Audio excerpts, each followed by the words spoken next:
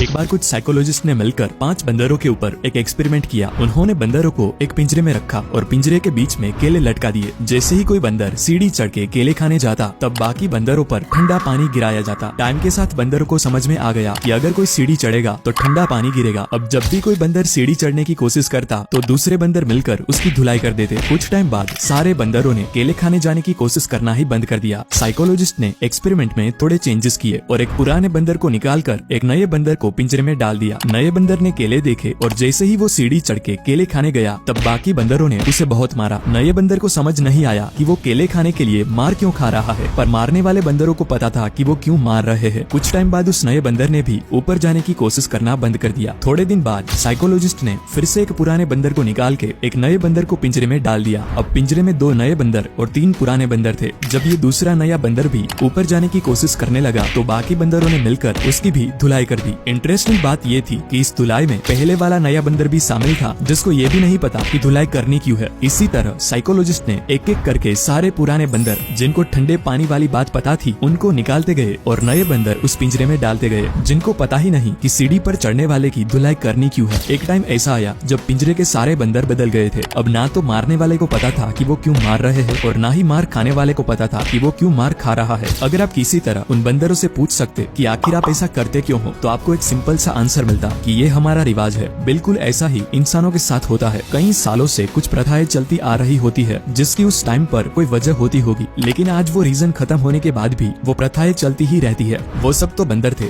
लेकिन आप तो इंसान हो, तो सोचो और सवाल करो।